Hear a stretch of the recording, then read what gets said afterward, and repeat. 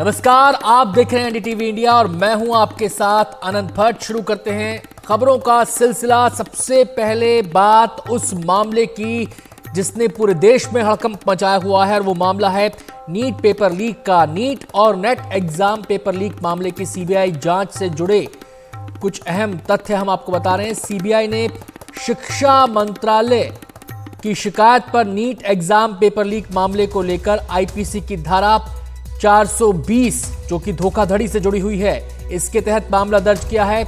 इसके अलावा एक और धारा लगी है 406 यानी अमानत में खयानत की धारा और 120 बी जिसमें आपराधिक साजिश का मामला बनता है। इन धाराओं के तहत एफआईआर दर्ज की गई है।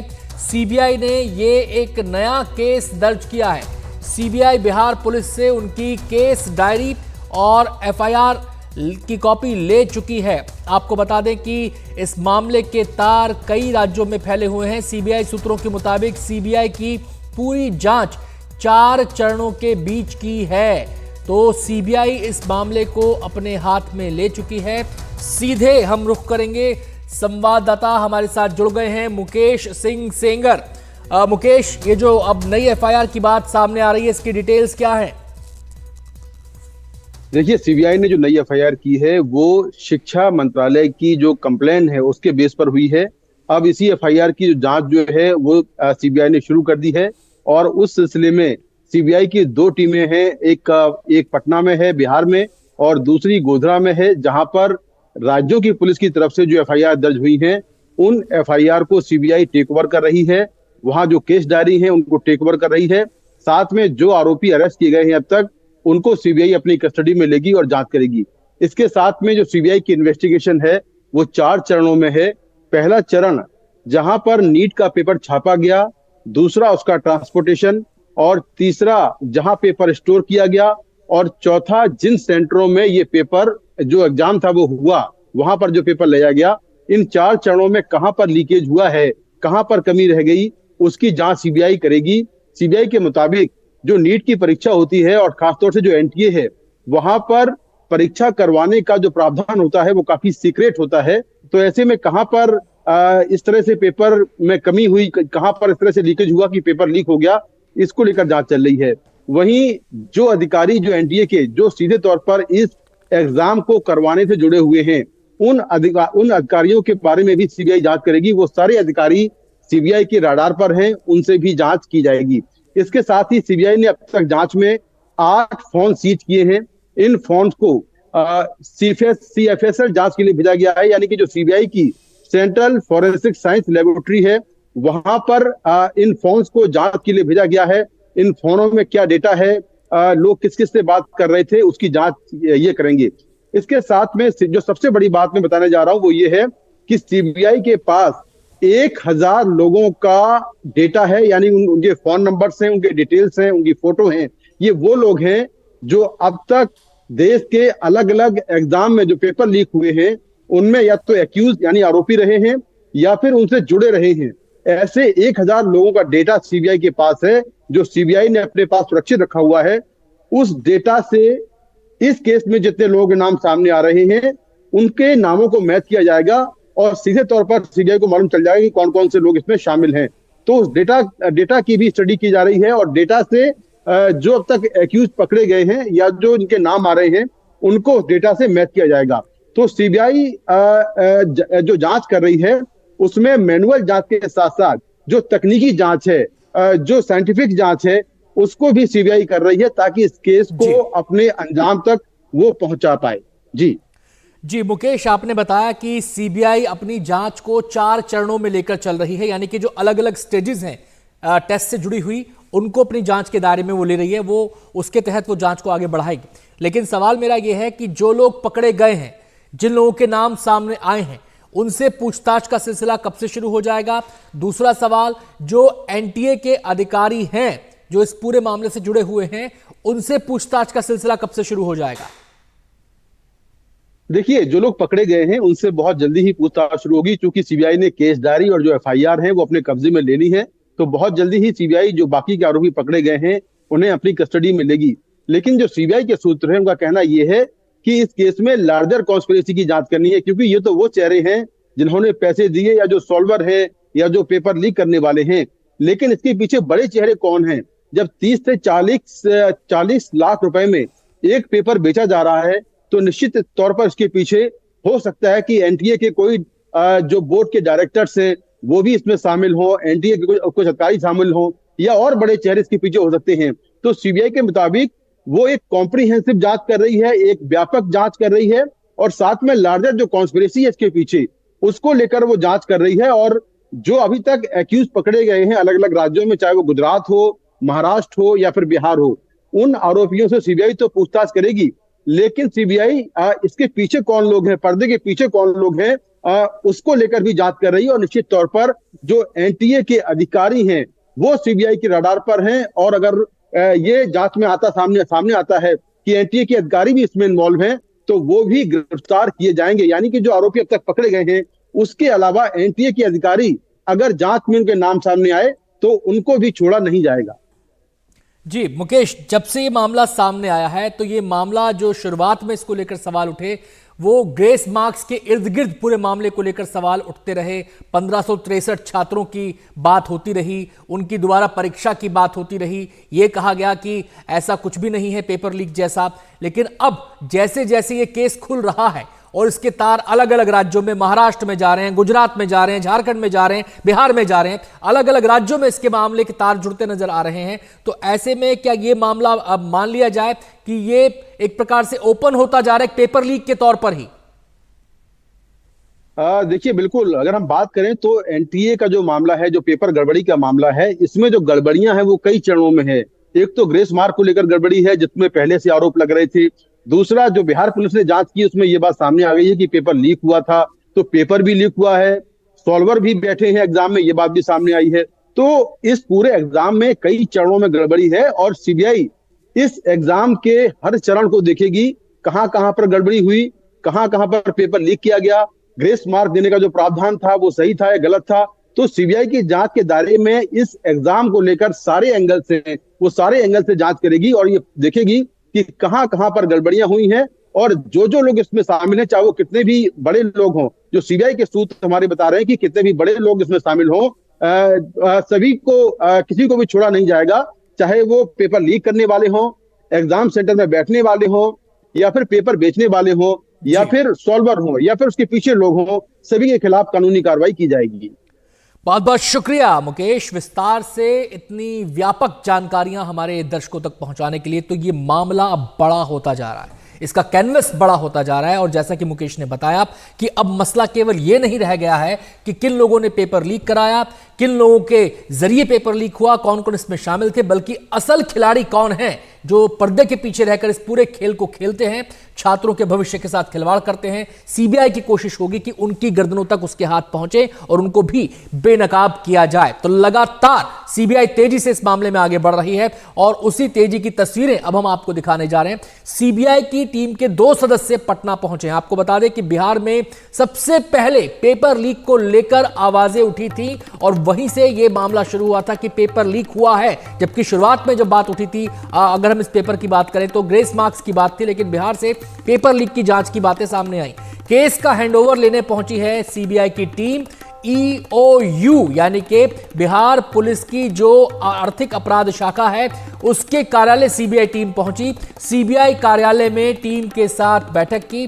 अब तक 4 राज्यों में इस मामले की जांच हो रही है और वो 4 राज्य कौन कौन से हैं ये आपको बता देते हैं। वो 4 राज्य हैं बिहार, झारखंड, गुजरात और महाराष्ट्र। तो इन 4 राज्यों में गुजरात इस पूरे मामले का दायरा फैल चुका है और सीबीआई की कोशिश यह है कि जिस भी राज्य से जो भी सुराग मिल रहे हैं उनको इकट्ठा किया जाए, उनको कड़ियों को जोड़ा जाए और फिर जांच के सिलसिले में आगे बढ़ा जाए। सीधे हम रुख करेंगे पटना का, जहां पर मौजूद हैं हमारे सहयोगी मनीष कुमार, जो लगातार इस मामले का एक एक अपडेट हमारे दर्शकों तक पहुंचा रहे हैं। जो एनडीटीवी की अपनी एक पड़ताल इस पूरे मामले को लेकर चल रही है, उसमें बहुत महत्वपूर्ण जानकारियां मनीष ने निकाली हैं, हमारे दर्शकों तक पहुंचाई हैं।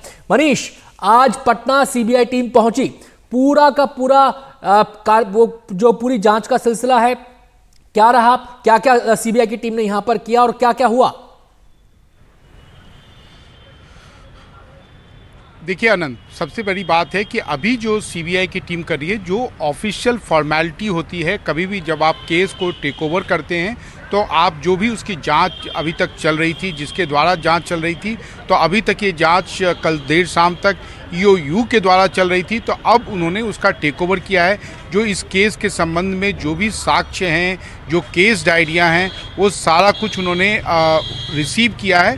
पटना में ईओयू और सीबीआई का जो दफ्तर है, दोनों का अगल बगल है, इसलिए कोई उनके बीच में बहुत ज़्यादा डिस्टेंस नहीं है। आज 2 अधिकारी आए हैं, कल सीबीआई के एडिशनल डायरेक्टर रैंक के भी एक अधिकारी जो आएंगे और वो सारे केस की मॉनिटरिंग, सारे केस का साक्ष्य वो देखेंगे और आगे की जांच को तय करेंगे। लेकिन जैसा कि हमारे सहयोगी मुकेश बता रहे थे कि सीबीआई जो है, जो इस देश में 100 से अधिक जो हैं, जो ऐसे लोग हैं जो मास्टरमाइंड माने जाते हैं क्वेश्चन लिख के, तो जो पटना पुलिस ने 5 मई को जिस दिन नीट का एग्ज़ाम हुआ था, उस दिन जो कार्रवाई की थी, तो उसका भी जो टिप ऑफ था वो सीबीआई से मिला था। क्योंकि सीबीआई, जैसा कि मुकेश ने बताया, कि वो बहुत सारे लोगों को मॉनिटर करते रहती है, तो उन्होंने कुछ रिकॉर्डिंग्स मॉनिटर की थी, जिससे उनको ये आभास हुआ था कि इसका प्रश्न पत्र लीक किया जा रहा है। उनको गाड़ियों के बारे में एग्जैक्ट लोग मालूम था, गाड़ी का नंबर क्या है, उस गाड़ी के अंदर कौन है, और उन्होंने टिप ऑफ दिया था पटना पुलिस को, जिस पर कार्रवाई के बाद जो है 13 लोगों की गिरफ्तारी हुई। बाद में ईओयू ने जब जांच संभाला करीब 13 मई के बाद, तब उस जांच में और लोगों की गिरफ्तारी हुई, यानी कि परसों तक भी जो है यहाँ पर ईओयू ने देवघर से लोगों की गिरफ्तारियाँ की हैं। तो इस केस में 2 बातें अब तक की जांच में साबित हो चुका है। एक, प्रश्न पत्र लीक हुआ। दूसरा, ये प्रश्न पत्र लीक इसलिए हुआ क्योंकि इसके ट्रांसपोर्टेशन में कहीं ना कहीं एक लीकेज था। लेकिन सीबीआई और ईओयू की जांच में एक बड़ा अंतर यह है कि अभी तक ईओयू जब भी एनटीए से कोई भी जानकारी मांगना चाहती थी, जैसे उसने कहा था कि आपका ट्रांसपोर्टेशन का एसओपी क्या है, प्रश्न पत्र को आप कैसे रखते हैं, ये जो क्वेश्चन पेपर है वो आखिर किस सेंटर का है, तो करीब 3 हफ्ते तक वो जानकारी उनके साथ एनटीए ने शेयर करने की ज़रूरत नहीं समझी। हालांकि बृहस्पतिवार को उन्होंने सेंटर बताया, जिससे पता चला कि ये हजारीबाग से ये प्रश्न पत्र लीक हुआ है। लेकिन सीबीआई के सामने सबसे बड़ी, आप ये कह सकते हैं कि उनके लिए सबसे बड़ा एडवांटेज यह है कि कोई जो जांच में उन्हें कोई ना नहीं कर सकता है। एनटीए उनके सामने सवालों का जवाब देने में ना नुक्कुर नहीं कर सकता है। अनंत, बहुत बहुत शुक्रिया मनीष आपका इन तमाम डिटेल्स के लिए। तो केस हैंडओवर लेने की, मतलब केस का हैंडओवर लेने की प्रक्रिया इस समय चल रही है और जांच तेजी के साथ आगे बढ़ेगी। इस मामले पर हमारी नजर है और भी अपडेट होंगे आपको बताएंगे। फिलहाल अगली बड़ी खबर का हम रुख कर लेते हैं और खबर है ये कि जेपी नड्डा राज्यसभा में सदन के नेता बनाए गए हैं। बीजेपी अध्यक्ष के साथ ही केंद्रीय स्वास्थ्य मंत्री और उर्वरक तथा रसायन मंत्री भी हैं जेपी नड्डा। पीयूष गोयल की जगह बनाए गए सदन में नेता। राज्यसभा की वेबसाइट पर आया नड्डा का बतौर नेता सदन का नाम। सीधे हम रुख करेंगे, अखिलेश हमारे साथ जुड़ गए हैं। अखिलेश, एक के बाद एक नड्डा जी की जिम्मेदारियों में इजाफा हो रहा है, अब सदन का नेता उन्हें बना दिया गया है। किस तरीके से देखा जाए इसे? बिल्कुल अनंत, कुछ दिनों पहले हमने एक खबर दी थी कि जेपी नड्डा जो है राज्यसभा में सदन के नेता बनाए जा सकते हैं और अब इसकी पुष्टि हो गई है आधिकारिक तौर पर। राज्यसभा की जो वेबसाइट है उसमें जेपी नड्डा का नाम बतौर नेता सदन आ गया है। और इसी के साथ जैसा आपने बिल्कुल सही कहा, एक के बाद एक कई जिम्मेदारियाँ जेपी नड्डा के ऊपर पीएम मोदी दे रहे हैं और अभी एक नई जिम्मेदारी दी गई। इससे पहले उन्हें कैबिनेट में लाया गया और उन्हें 2 महत्वपूर्ण मंत्रालय दिए गए, स्वास्थ्य मंत्रालय, साथ ही साथ रसायन और उर्वरक मंत्रालय की जिम्मेदारी भी उन्हें सौंपी गई। और इससे पहले जो बीजेपी के अध्यक्ष है वो उस पद पर लगातार बने हुए हैं। हालांकि जनवरी में इस साल उनका कार्यकाल समाप्त हो गया था, लेकिन चुनाव के मद्देनजर उन्हें जून के अंत तक का एक्सटेंशन दिया गया था। तो अब ये माना जा रहा है कि जून के अंत के बाद भी जेपी नड्डा इस पद पर बने रह सकते हैं और उनको मदद देने के लिए कोई कार्यकारी अध्यक्ष बीजेपी का नियुक्त किया जा सकता है। इसी के साथ एक और जिम्मेदारी पीएम मोदी ने उनके कंधों पर सौंपी है, वो है राज्यसभा में सदन का नेता। सदन का नेता बहुत महत्वपूर्ण पद होता है क्योंकि जो सरकार का पूरा बिजनेस होता है उसकी जिम्मेदारी सदन के नेता के ऊपर होती है और कोऑर्डिनेशन का काम भी विपक्ष के साथ महत्वपूर्ण बिलों को किस तरह से पारित कराना है, कहीं भी कोई गतिरोध ना हो, सदन सुचारू रूप से चले, इसकी जिम्मेदारी भी नेता सदन के ऊपर होती है। नेता सदन और नेता प्रतिपक्ष 2 ऐसे व्यक्ति होते हैं राज्यसभा में जिनको कभी भी किसी भी मौके पर बोलने का मौका मिल सकता है। तो ये इस लिहाज से भी एक बड़ी जिम्मेदारी है। तो ये जेपी नड्डा के कंधों पर एक बड़ी जिम्मेदारी सौंपी गई है कि वो अब नेता सदन भी होंगे राज्यसभा में। पीयूष गोयल अभी तक नेता सदन हुआ करते थे, लेकिन अब चूंकि वो लोकसभा में आ गए तो उनकी जगह अब जेपी नड्डा को ये जिम्मेदारी सौंपी गई है। जी, कितनी बड़ी चुनौती उनके लिए सामने रहने वाली है? राज्यसभा में हमने देखा था, पिछली लोकसभा के अंदर भी रास्ते जो थे, स्थितियां जो थी इतनी आसान नहीं थी, उसके लिए काफ़ी मशक्कत करनी पड़ती थी। इस बार कितनी बड़ी चुनौती उनके लिए रहने वाली है? बिल्कुल आनंद, सही बात है कि चुनौतियां उनके लिए काफ़ी होंगी, न केवल उनके लिए बल्कि सरकार के लिए, पूरी सरकार के लिए बहुत ज़्यादा चुनौतियां हैं। क्योंकि आज की तारीख में भी राज्यसभा का अगर आप संख्या बल देखें तो जो एनडीए है वो बहुमत के आंकड़े के नज़दीक नहीं है। तो इस लिहाज से सरकार के सामने हर मौके पर चुनौती होगी। और विपक्ष जिस तरह से आक्रामक है, आज पहला दिन था 18वीं लोकसभा का, पहले दिन ही विपक्ष ने काफ़ी आक्रामक तेवर दिखाए। जो प्रोटेम स्पीकर के पैनल में विपक्ष के सदस्य थे वो शपथ लेने के लिए नहीं गए और इसी तरह संविधान की प्रतियां लहराई गई। तो ये माना जा रहा है कि विपक्ष लगातार हमले करेगा। और इससे पहले 2 बार ऐसा हो चुका है, सन 2015 में, 2016 में, जब ये हुआ था कि जो राष्ट्रपति के अभिभाषण पर धन्यवाद प्रस्ताव था उस पर विपक्ष की ओर से संशोधन पारित करवाए लिए गए थे, क्योंकि सरकार का बहुमत वहाँ पर नहीं है। तो इस लिहाज से यह सरकार के सामने बड़ी चुनौती होगी, क्योंकि अभी भी बहुमत से दूर है। और बीजेडी जिसके कि 9 सांसद हैं, इसी तरह से बीआरएस जिसके 5 सांसद हैं, वो सरकार के साथ पटरी अभी उनकी बैठ नहीं रही है। एआईडीएमके के भी सांसद वहाँ पर हैं और वो अभी सरकार के खिलाफ खड़े हैं। तो ऐसे में अगर विपक्ष चाहे तो, चाहे नीट का मुद्दा हो, चाहे ट्रेन दुर्घटना का मुद्दा हो, ऐसे मुद्दों पर राष्ट्रपति के अभिभाषण पर धन्यवाद प्रस्ताव में संशोधन ला सकते हैं राज्यसभा में, और ये सरकार के लिए एक तरह से असहज स्थिति हो जाएगी। बहुत बहुत शुक्रिया आपका अखिलेश, विस्तार से तमाम पहलुओं पर जानकारी देने के लिए। तो जेपी नड्डा को राज्यसभा में नेता सदन बना दिया गया है। एक और बड़ी जिम्मेदारी उनके कंधों पर डाली गई है और इस जिम्मेदारी के साथ साथ बड़ी चुनौती भी उनके पास आई है कि कैसे कोऑर्डिनेशन, सहयोग, समर्थन, समन्वय बना के चलें वो विपक्ष के साथ।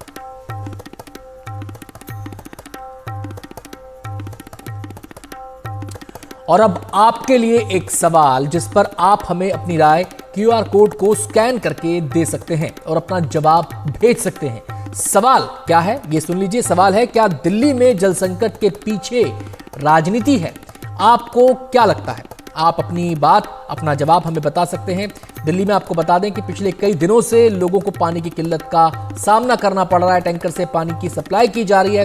दिल्ली की जल मंत्री आतिशी 4 दिन से अनशन पर बैठी हैं। इन सबके बीच सवाल यही है, क्या दिल्ली में जल संकट के पीछे राजनीति है? तो देर किस बात की, टीवी स्क्रीन पर जो क्यूआर कोड आपको दिखाई दे रहा है उसे स्कैन कीजिए और अपनी राय, अपना जवाब हम तक पहुंचा दीजिए। फिलहाल वक्त हो गया एक छोटे से ब्रेक का, जाना कहीं नहीं है, आप देखते रहिए एनडीटीवी इंडिया।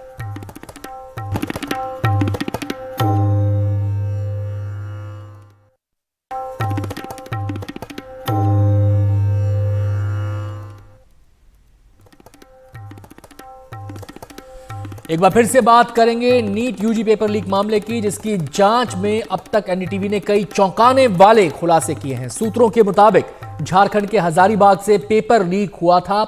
आपको बता दें कि हजारीबाग में परीक्षा के 5 केंद्र थे। इनमें से एक था ओएसिस स्कूल। स्कूल के प्रिंसिपल डॉक्टर एहसानुल हक से बात की है हमारे सहयोगी प्रभाकर कुमार ने।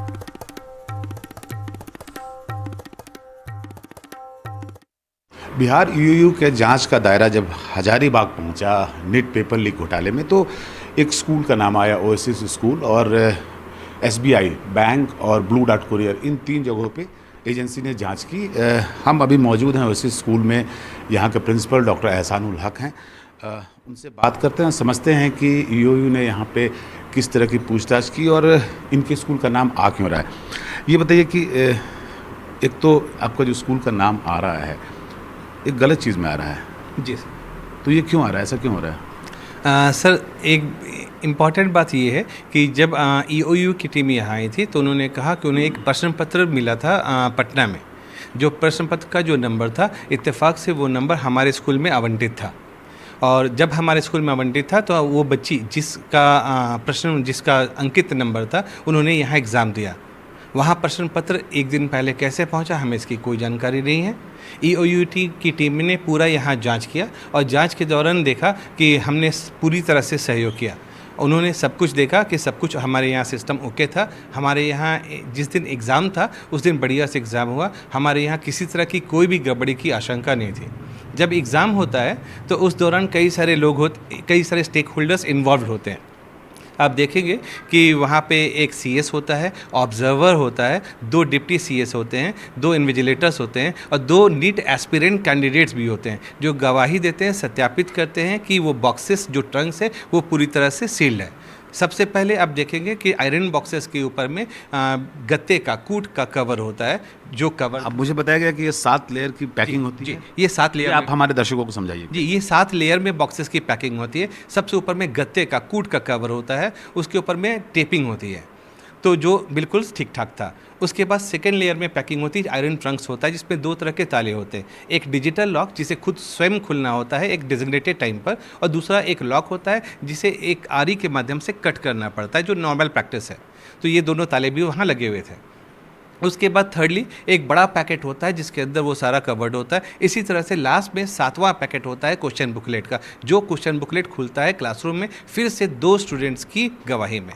तो इस तरह आप देखेंगे कि कई सारे स्टेक होल्डर्स इन्वॉल्व थे।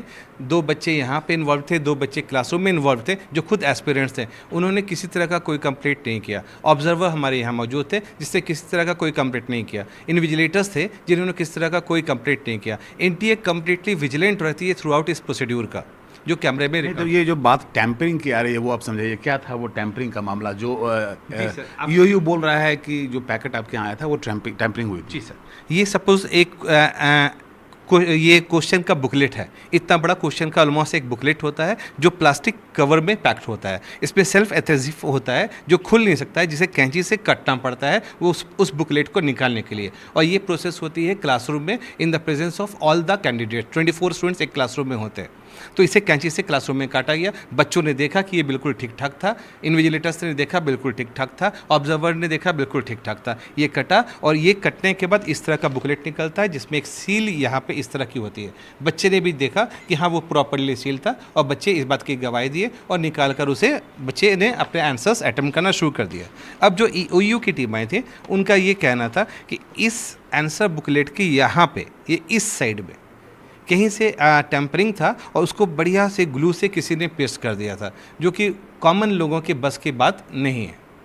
तो ये किसी प्रोफेशनल ने किया था? हाँ, ये ऑब्वियसली किसी हाईली प्रोफेशनल ने किया होगा, क्योंकि जब हमने बताया ना इसे उखाड़ भी नहीं सकते, ये सेल्फ एडहेसिव से होता है, इसे हटा भी नहीं सकते, इसे कैंची से कट करना पड़ता है, ये प्रैक्टिस होती है। अब इस साइड किसी का ध्यान गया नहीं कि ये क्या हुआ और किस तरह से बारीकी से कट करके कुछ किया हुआ था और फिर अल्टीमेटली उसको एडहेसिव से पेस्ट भी किया गया था, जो आम लोगों के बस का बात है। आप और 7वें लेयर में जाकर पर्टिकुलरली नहीं, ये बहुत मतलब आश्चर्य की बात है कि 7वें लेयर में जाकर टेम्परिंग किया गया था और किसी को पता नहीं चला। आप तो पूरे समय में EOU के साथ थे, स्टेट बैंक भी लोग गए थे और उसके बाद कुरियर सर्विस भी गए थे।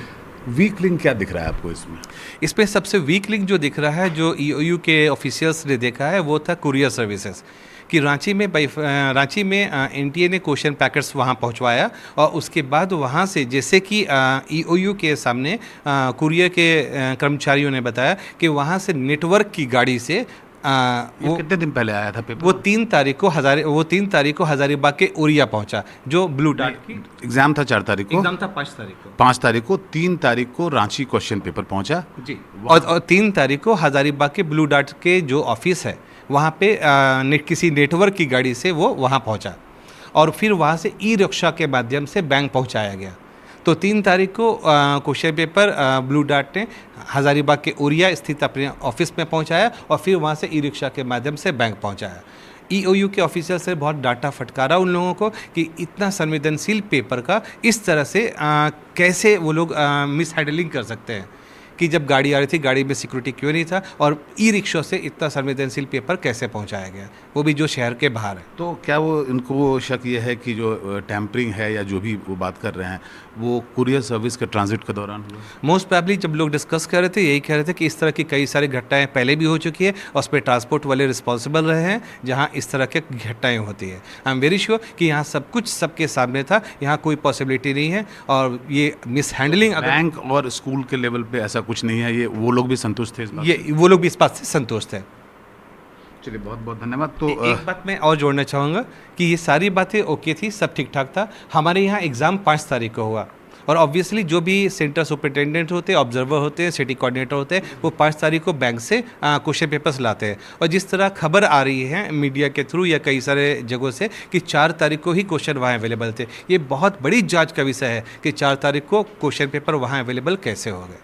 ये बहुत ही वाइटल जानकारी दे रहे हैं डॉक्टर एहसानुल हक, प्रिंसिपल हैं ओएसिस स्कूल के, और उनका कहना है कि इनके पास क्वेश्चन 5 तारीख को आया, लेकिन 4 तारीख को ही अगर बाहर अवेलेबल था, और क्योंकि ये मौजूद थे यूयू की टीम के साथ, तो इनका मानना है कि जो वीक लिंक है पूरे नेटवर्क में, जहाँ चाहे बैंक की बात करें, स्कूल की बात करें या कुरियर सर्विस की बात करें, वो कुरियर सर्विस दिखता है, और उससे यूयू के अधिकारी भी लगभग ऐसा ही मानते थे। हजारीबाग से Prabhakar Kumar, NDTV.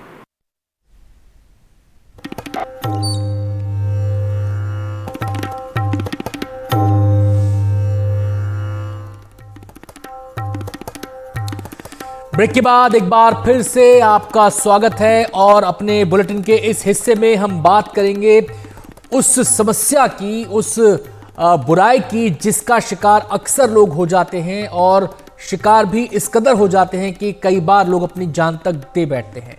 Social media पर मीम बनाना, वीडियो डालना और लोगों की जिंदगी पर भारी पड़ने लगा है। राजस्थान के जोधपुर से एक बेहद दर्दनाक घटना सामने आई है। करीब 2 महीने पहले कुछ लोगों ने ठेला चलाने वाले एक बुजुर्ग का वीडियो बनाकर सोशल मीडिया पर डाल दिया। इसके बाद वो जहां भी पहुंचते लोग उनका मजाक उड़ाते, परेशान करते। परेशान होकर उस बुजुर्ग ने आत्महत्या कर ली है। राजस्थान की तपती झुलसती गर्मी के बीच सोशल मीडिया के खिलवाड़ ने एक बुजुर्ग प्रताप राम की जान ले ली। ये दर्दनाक घटना राजस्थान के जोधपुर की है।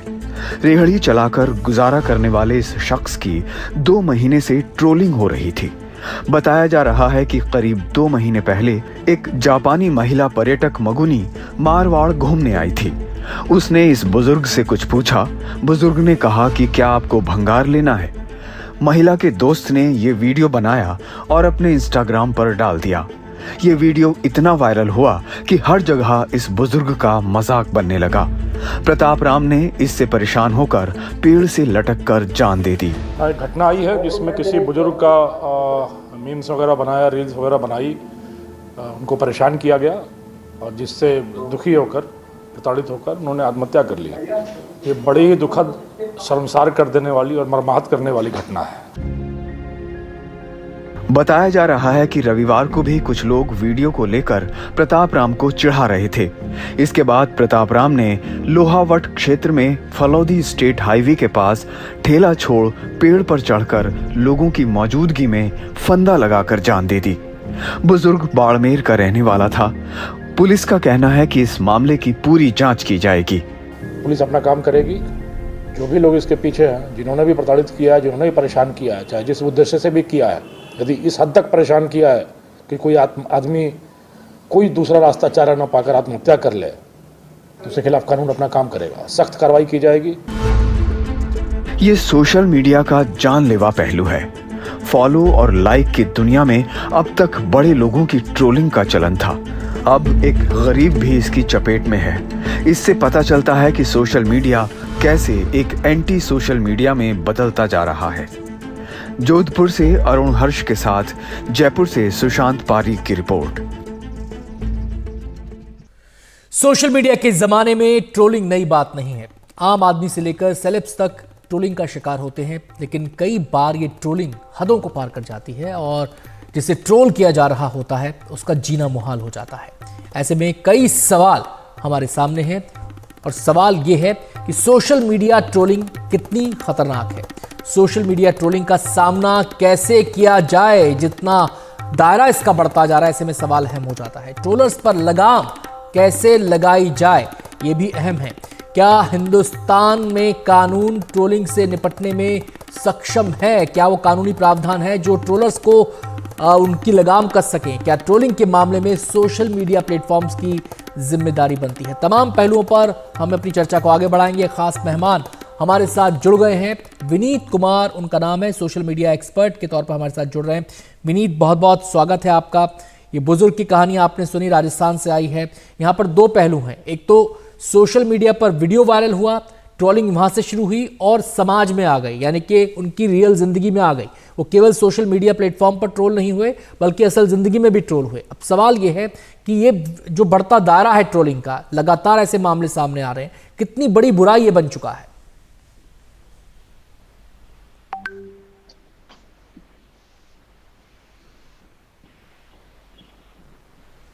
विनीत, क्या आप मुझे सुन पा रहे हैं? हाँ जी। देखिए, ये जो पूरा वाकया है ये सिर्फ ट्रोलिंग तक ही महदूद नहीं है, बल्कि इसमें ये बहुत साफ बात है कि हिट्स और लाइक्स जो कि बाद में रेवेन्यू के तौर पर, बाद में मुनाफे के तौर पर, बाद में कमाई के तौर पर कन्वर्ट होगा, उसके लिए लोग क्या क्या कर रहे हैं। और ये इतनी सड़ांध जो दुनिया बनी है सोशल मीडिया के इस वायरल वीडियो से, उसका एक पक्ष हमारे सामने आता है। जिस प्रताप राम, जिस बुजुर्ग ने आत्महत्या की क्योंकि उनके पास कोई विकल्प नहीं था, ये सोचने वाली बात है कि वो अपनी मेहनत से, वो अपने श्रम से रोजी रोटी का जुगाड़ कर रहे थे। आपने उनकी रोजी रोटी जुगाड़ करने, जुटाने के लिए में बाधा पहुंचाई, और इस हद तक बाधा पहुंचाई कि वो व्यक्ति अपने आत्मसम्मान से जो रोजी रोटी जुगाड़ कर रहा था, उसने अपनी जिंदगी खुद खत्म कर ली। तो ये शर्म आनी चाहिए। दूसरी बात ये कि जिन लोगों ने इस तरह का काम किया है वो टेक्निकली बहुत साउंड होंगे, पढ़े लिखे होंगे, तथाकथित साक्षर होंगे, और उन्होंने इस एक व्यक्ति की जान ली है। दरअसल जिनके कारण ये किया गया है, ये आत्महत्या नहीं है बल्कि एक सांकेतिक रूप से की गई हत्या है। और इस घटना के हवाले से आप देखेंगे तो भारत जैसे देश में ऐसे लाखों लोग हैं जो इस ट्रोल के शिकार हो रहे हैं, वायरल वीडियो के शिकार हो रहे हैं। तो इस पर हमें गंभीरता से बातचीत करने की जरूरत है।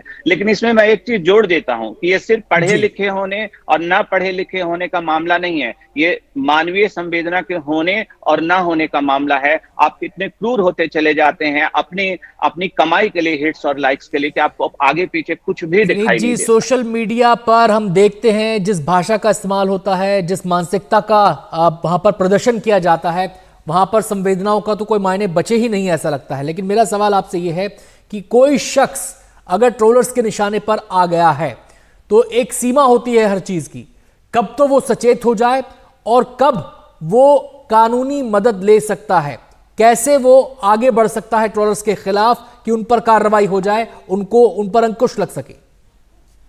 देखिए, ऐसे हमारे सामने बहुत सारी घटनाएं हैं जिसमें पत्रकारों को ट्रोल किया गया, जो अकादमिक दुनिया के लोग हैं ट्रोल किया गया, पढ़े लिखे लोगों को ट्रोल किया गया। लेकिन जिस प्रताप राम जी की हम बात कर रहे हैं, वो व्यक्ति अपनी रोजी रोटी भी बड़ी मुश्किल से जुटा रहा है। उन्हें कुछ पता ही नहीं है, वो पुलिस स्टेशन तक भी न जा पाए। और आप इस चीज को मानेंगे कि भारतीय समाज में आज भी प्रतिष्ठा और सम्मान को लेकर बहुत ज्यादा लोग संवेदनशील होते हैं। और प्रताप जी ने के साथ जिस तरह से किया गया, यहाँ पर वर्चुअल और रियल का बिल्कुल भेद नहीं रहा। यानी सोशल मीडिया के जरिए और उन्हें लोगों ने परेशान करना शुरू किया।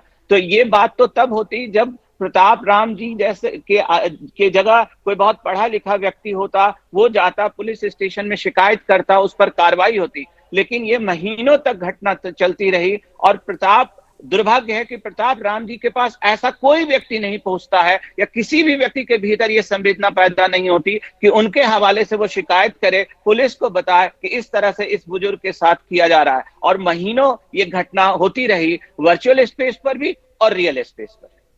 जी, अब एक और बड़ा चैलेंज है। ये तो प्रताप राम जी हैं जिन्हें पता ही नहीं है कि उनके पास कानूनी प्रावधान भी हैं जिनका वो इस्तेमाल कर इसके खिलाफ कानूनी लड़ाई लड़ सकते थे। वो परेशान हुए, उन्होंने अपनी जिंदगी ही खत्म कर ली। लेकिन इसका एक पहलू और भी है, सोशल मीडिया पर जो लोग ट्रोल होते हैं उनकी जानकारी के लिए हम जानना चाहते हैं कि इसमें एक बड़ा चैलेंज ये आता है कि समूह के अंदर ट्रोलिंग होती है, गुमनाम लोग होते हैं, फेक आईडीज होती हैं। तो ऐसे में अगर जांच बढ़ती भी है तो क्या किसी नतीजे तक पहुंचने की उम्मीद की जा सकती है? कैसे किसी नतीजे तक पहुंचा जाएगा? कैसे उन कल्प्रिट्स के गिरेबान तक हाथ पहुंचेंगे? पहली बात तो ये कि ये जिसे आप फेक आईडी कह रहे हैं या जो एनोनिमस कह रहे हैं, ये हमारे जो साइबर सेल है और जो पूरी कानूनी व्यवस्था है उनके लिए बहुत मुश्किल काम नहीं है। कोई भी चीज उनके दायरे से बाहर नहीं है। ये भरोसा, ये विश्वास बताना, पैदा करना अलग अलग माध्यमों से हमारा आपका काम है। कि जिसे आप फेक आईडी कह रहे हैं, जिसे आप एनोनिमस कह रहे हैं, वो प्रशासन के, पुलिस के और साइबर सेल के दायरे से बाहर की चीज नहीं है।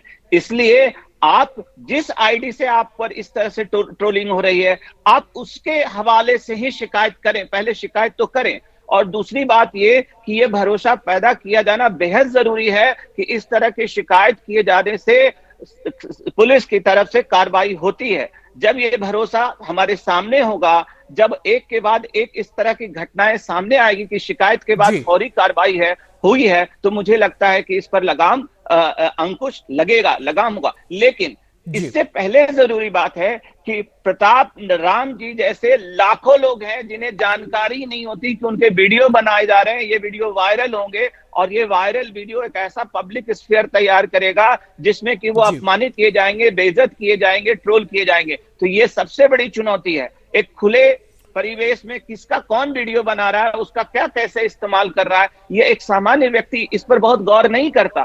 जो अंडे बेच रहा है, जो जूस बेच रहा है, जो पानी बेच रहा है, वो अपना धंधा करेगा, अपना रोजगार करेगा कि वो ये देखेगा कि इसकी वीडियो कौन बना रहा है, उसको कहां से कौन वायरल करेगा। जी बिल्कुल। तो ऐसे में इस मामले को लेकर पुलिस की बड़ी जिम्मेदारी बन जाती है कि वो एक नजीर यहां पर पेश करे, उन लोगों के खिलाफ कार्रवाई करे जिन्होंने इस सिलसिले की शुरुआत की और उसका जो अंत हुआ वो इतना दुखद हुआ। एक नजीर यहां पर पेश करने की जरूरत है। बहुत बहुत शुक्रिया विनीत जी हमसे बातचीत करने के लिए और तमाम पहलुओं पर विस्तार से रोशनी डालने के लिए। एक छोटा सा ब्रेक हमें यहां पे लेना होगा।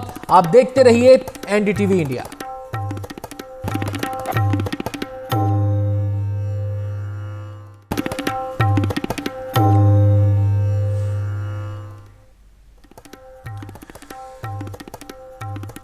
दिल्ली के मुख्यमंत्री अरविंद केजरीवाल को फिलहाल राहत नहीं मिली है। केजरीवाल की रिहाई पर अंतरिम रोक हटाने से सुप्रीम कोर्ट ने इनकार किया है।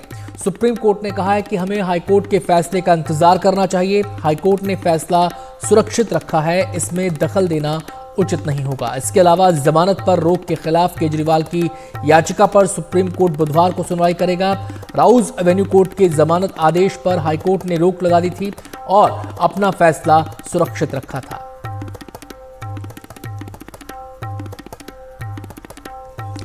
आप देख रहे थे सवाल इंडिया का। फिलहाल इतना ही, वक्त हो गया एक छोटे से ब्रेक का। जाना कहीं नहीं है क्योंकि ब्रेक के बाद भी एनडीटीवी इंडिया पर खबरें जारी हैं।